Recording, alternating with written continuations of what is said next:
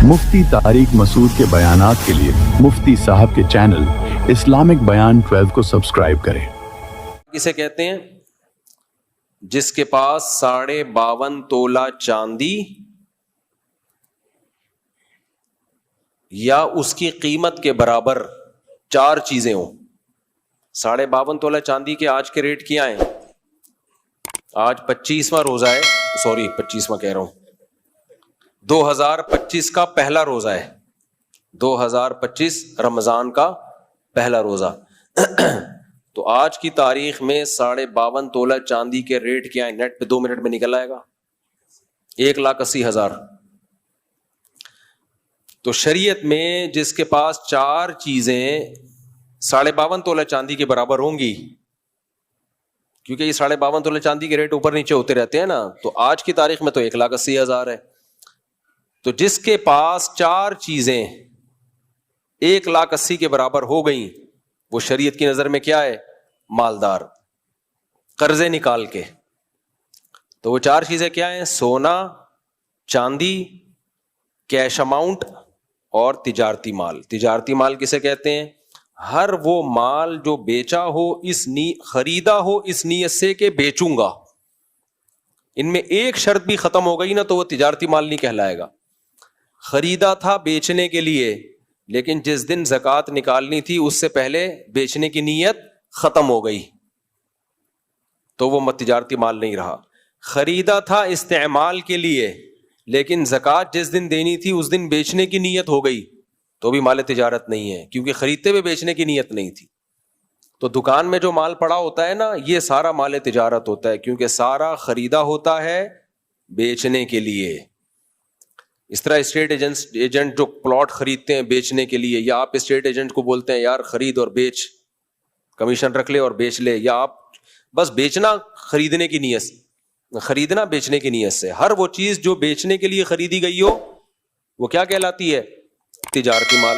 آپ نے چوزے خریدے بیچنے کے لیے کہ بڑے ہو کے بیچ دوں گا، مال تجارت ہے۔ آپ نے مرغی خریدی کہ انڈے دے گی، چوزے بیچوں گا، یہ مال تجارت نہیں ہے۔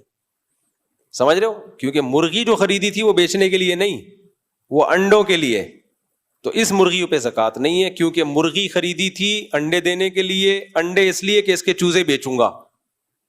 تو بھائی جو چیز خریدی جا رہی ہے وہ بیچی نہیں جا رہی، جو بیچی جا رہی ہے وہ بیچنے کے لیے خریدی نہیں تھی، بیچے چوزے جا رہے ہیں جو بیچنے کے لیے خریدے نہیں تھے۔ تو یہ لگی بندی تعریف ہمیشہ کے لیے یاد کر لیں، ہر وہ مال جو بیچنے کی نیت سے خریدا ہو از کالڈ مال تجارت۔ اور سونا چاندی چاہے وہ استعمال کے ہوں یا نہ ہو، بہر صورت ان پہ زکوٰۃ ہے۔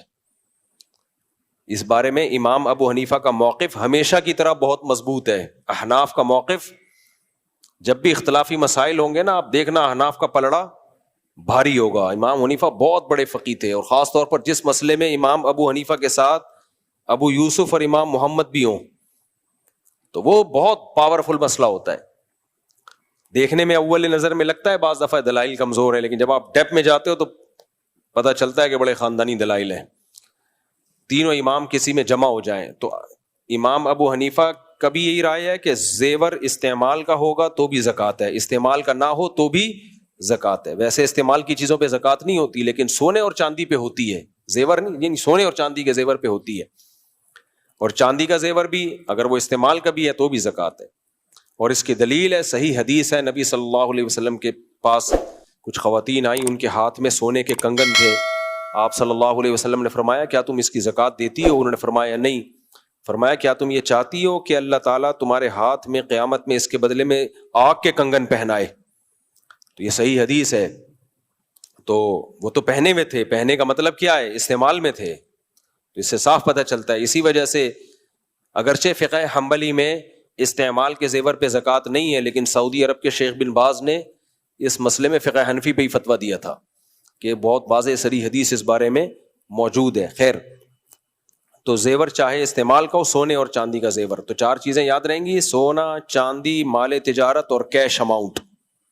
یہ 4 چیزیں 1,80,000 کے برابر، یا 3 چیزیں یا 2 یا 1 چیز بھی ہو گئی تو آپ نے وہ تاریخ کیا کر لینی ہے؟ نوٹ۔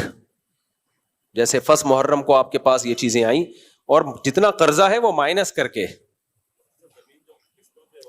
ہاں زمین اگر آپ نے خریدی بیچنے کی نیت سے لیکن قسطوں پہ خریدی تو 1 سال کی قسطیں اس کی قیمت سے مائنس کی جائیں گی.